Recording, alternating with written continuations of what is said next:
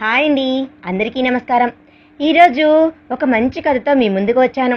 ఈ కథను కూడా ఆదరిస్తారని మనస్ఫూర్తిగా కోరుకుంటూ ఇక కథలోకి వెళ్దాం. ఆదిత్య ఉదయాన్నే నిద్రలేచేసరికి రోజులానే తన గుండెలపైన పడుకుని ఉన్న సిరిని చూసి తెలియకుండా చిరునవ్వు వస్తుంటే చిన్నగా నవ్వుకొని నెమ్మదిగా తనపై నుండి బెడ్పై పడుకోబెడుతుంటే సిరి కళ్ళు మూసుకొనే అప్పుడే లేపుతున్నావేంటి బావా అని అంటుంది. ఉఫ్, లేచింది రాక్షసి. ఎంత జాగ్రత్తగా పడుకోబెట్టినా మెలకు వచ్చేస్తుంది దీనికి ఇలా పడుకోవడం బాగా అలవాటైపోయింది అని మనసులో అనుకొని నిన్ను లేపడం లేదు బంగారం, నేను లేస్తున్నాను అంటూ సిరి తల నిమురుతాడు. తల వెంట్రుకలు తడిగా ఉన్నాయి. దుప్పటి కాస్త కిందకు జరిపి చూస్తాడు. సిరి డ్రెస్ కూడా వేరే ఉంది. సిరి కళ్ళు తెరవకుండానే కాసేపు పడుకో బావా అని ఆదిత్య బుగ్గపై చెయ్యి వేస్తూ నువ్వెటు వెళ్లకు అని అంటుంది. ఓహో, పీరియడ్స్ వచ్చాయా? ఆ రోజుల్లో మాత్రమే ఇలా అడుగుతావు అని అనుకొని విషయం అర్థమయ్యి సిరి చేతిపై తన చెయ్యి వేసి సరే పడుకో, నేనెటు వెళ్ళను అని సిరిని దగ్గర తీసుకుంటాడు. కాసేపటికి సిరిని బెడ్పై పడుకోబెట్టి సిరి, టైం 8 అవుతుంది, నువ్వు పడుకో, నేను ఫ్రెష్ అయ్యి వస్తాను అన్నాడు. ఓకే బావా అంది. ఆదిత్య ఫ్రెష్ అయ్యి వచ్చి సిరి, నేను కిందకి వెళ్ళి కాఫీ తీసుకుని వస్తాను, జస్ట్ 5 minutes, ఇప్పుడే వచ్చేస్తాను అని కిందకి వెళ్ళి కాఫీ తీసుకొని మళ్ళీ సిరి దగ్గరికి వస్తాడు. కాఫీ కప్పు పక్కన పెట్టి సిరి లెగువు, లేచి కాఫీ తాగు అని సిరి భుజాలు పట్టుకొని పైకి లేపి కాఫీ కప్పు చేతికిస్తాడు.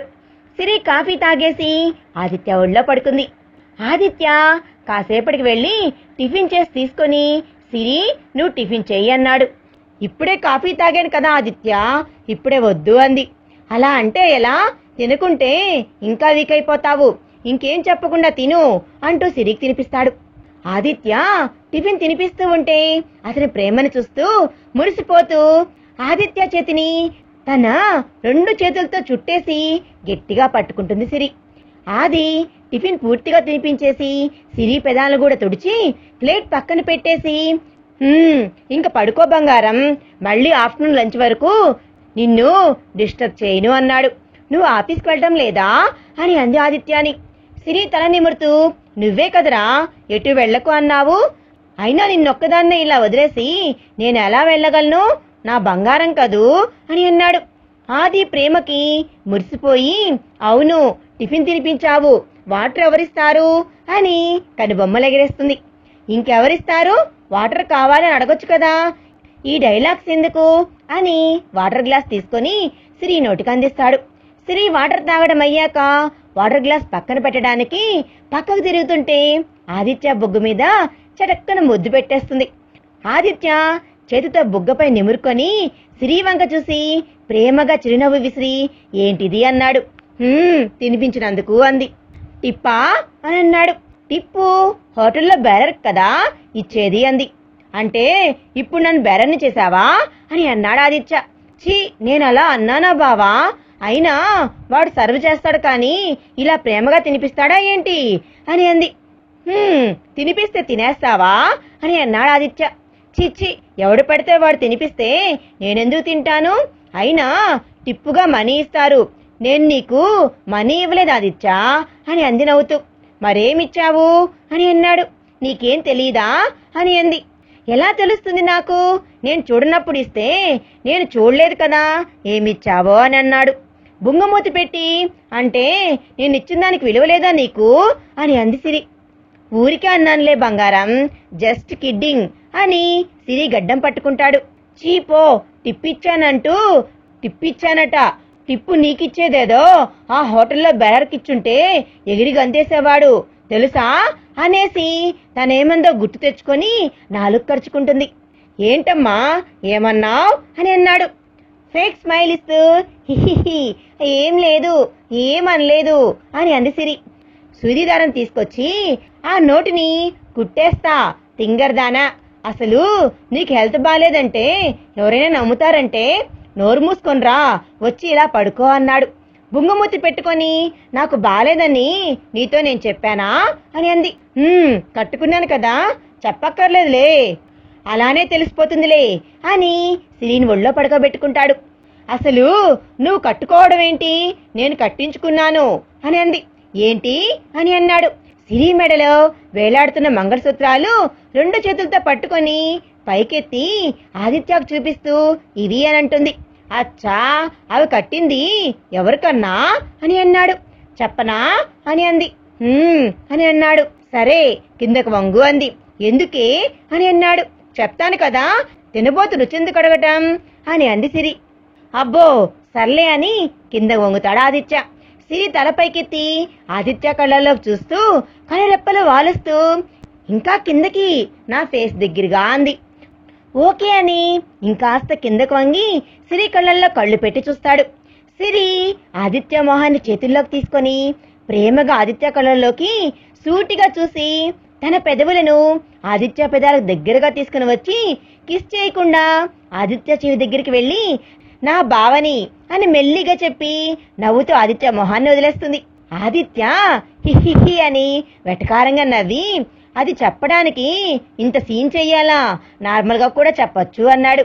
సిరి నవ్వుకొని చెప్పొచ్చు అనుకో అని గడ్డం కింద వేలు వేసుకొని అవును ఇంతకీ నా బావెవరో నువ్వు తెలుసుకోవా, అతనెవరో అడగవేంటి అని అంది సిరి. ఎవరో అతగాడు అని సాగదీస్తూ అన్నాడు. అదిగో అటు చూడు అంటూ చూపుడు వేలు ఎదురుగా ఉన్న మిర్రర్ వైపు చూపిస్తూ ఉంది.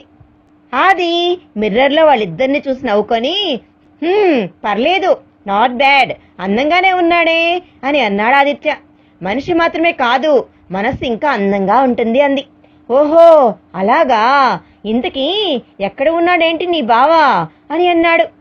చూస్తావా అని అంది. విత్ యువర్ పర్మిషన్ మేడం అని అన్నాడు ఆదిత్య. ఓకే, పర్మిషన్ గ్రాంటెడ్, ఇదిగో ఇక్కడ అని గుండెల మీద చెయ్యి వేసుకొని చూపించి ఇలా రా వచ్చి ఈ గుండె చప్పుడు విను అని ఆదిత్య తలని సిరి గుండెల దగ్గరగా ఉంచి ఏం వినిపిస్తుంది అని అడుగుతుంది సిరి. ఆది సిరి తల నిమురుతూ నీ బావంటే నీకెంత ఇష్టమో ఈ గుండె చప్పుడే చెప్తుంది మేడం, నిజంగా నీ బావ అదృష్టవంతుడు అన్నాడు. ఓహో నీకలా అర్థమైందా, ఇంకో విషయం చెప్పనా అంది. చెప్పండి మేడం అని అన్నాడు ఆది.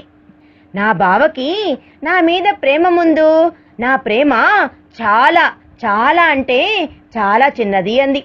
ఆది సిరి చేతిని చేతిలోకి తీసుకొని ముద్దాడి నిజమా ఇది, నాకెప్పుడు అలా అనిపించలేదే అన్నాడు. నిజమాదిత్య, ఆడపిల్ల బాధ్యత పెళ్లికి ముందు తండ్రిది, పెళ్ళయ్యాక తన బాధ్యత భర్తది. కానీ తండ్రితో చెప్పుకోలేనివి కొన్ని తల్లితో చెప్పుకుంటుంది. కానీ పెళ్ళయ్యాక తల్లిని వదిలి ఉండక తప్పదు. అలాంటి పరిస్థితిలో భర్తే తల్లైతే అంతకన్నా సంతోషం ఇంకేం కావాలి అని అంది సిరి. పెళ్లికి ముందు ఈ టైంలో మాం పక్కనే ఉండి తినిపించి తన ఒళ్ళో పడుకోబెట్టుకునేది. ఇప్పుడు నువ్వు కూడా అచ్చం అమ్మలాగే ప్రేమను చూపిస్తావు, బాధ్యతతో పాటు తల్లి ప్రేమను కూడా పంచుతున్నావు బావా అంది. నువ్వెటు వెళ్లకు అని నేను చెప్పిన ఒక్క మాటతో నా ప్రాబ్లం అర్థం చేసుకొని నాతో పాటే ఉన్నావు, నాకు తినిపించావు, ఒళ్ళో పడుకోబెట్టుకొని కబుర్లు కూడా చెప్తున్నావు. కట్టుకున్నవాడు కన్నెతల్లిలా చూసుకోవడం కన్నా అదృష్టం ఇంకేం కావాలి అని అంది సిరి. ఇందాక ఒక మాట అన్నావు కదా బావా, నిన్ను చూస్తే ఎవరైనా ప్రాబ్లం అంటే నమ్ముతారా అని. నిజమే బావా, ప్రాబ్లం ఉంది, అంతకు మించి పెయిన్ కూడా ఉంది. కానీ నువ్వు పక్కనే ఉంటే ఏంటో ఏ బాధ గుర్తురాదు, నాకు ధైర్యంగా ఉంటుంది. నీతో ఉన్నంతసేపు సంతోషంగా ఉంటాను అంది. నిన్ను పెళ్లి చేసుకొని నీతో నేను ఇంత సంతోషంగా ఉంటున్నాను బావా, నువ్వు పక్కనుంటే ఎంత బాధనైనా మర్చిపోయి సంతోషంగా ఉండగలను నేను అని అంది సిరి. ఆది ప్రేమగా నవ్వుతూ సిరి తల నిమురుతాడు. లైఫ్ అన్నాక ప్రాబ్లమ్స్ కామన్, ధైర్యంతో నిలబడి వాటిని ఫేస్ చేయాలే తప్ప వాటికి భయపడి ఆగిపోలేం కదా. సమస్యలతో పోరాటమే కదా మన జీవితం. ఇప్పుడు ఈ ఫిలాసఫీ ఎందుకు చెప్తున్నావు మేడం అని అన్నాడు ఆదిత్య. సిరి ఆదిత్య బొగ్గుపై చెయ్యి వేసి బావా heartfully I love you for ever. నేను నీతో సంతోషంగా ఉన్నాను. ఇది పై సంతోషం కాదు బావా, నిజమైన సంతోషం. నువ్వు కూడా నాతో ఇంతే సంతోషంగా ఉన్నావా అని అంది సిరి. ఆది నీకు తెలీదా అని అన్నాడు. చెప్పు బావా, సంతోషంగా ఉన్నావా లేక నాతో అడ్జస్ట్ అవుతున్నావా అని అంది సిరి. ఏంటి సిరి, నేను నీతో సంతోషంగా లేకపోవడం ఏంటి? నిన్ను ముందుగా కోరుకున్నదే నేను. నా జీవితంలోకి నువ్వు రావాలని ఆశపడింది కూడా నేను, కలలు కన్నది కూడా నేనే. అలాంటిది నేను నీతో సంతోషంగా ఉండకపోవడం ఏంటి? అడ్జస్ట్ అవ్వడానికి నాకు ఇష్టం లేని పెళ్లి చేసుకున్నాను అనుకున్నావా అని అన్నాడు. సిరి చిన్నగా నవ్వుతూ, నాకే డౌట్ వచ్చింది బాస్ అని అంది. ఆది కోపంగా, అమ్మగారికి ఇలాంటి డౌట్స్ ఎందుకు వచ్చిందో, ప్రాణం కన్నా ఎక్కువగా ప్రేమిస్తున్నానే, అది నీకు అడ్జస్ట్ అవుతున్నట్టు కనిపిస్తుందా అని అన్నాడు ఆదిత్య.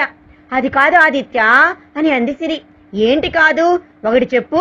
పెళ్లికి ముందు పెళ్లికి తర్వాత నేను చూపించే ప్రేమలో ఏమైనా మార్పు ఉందా?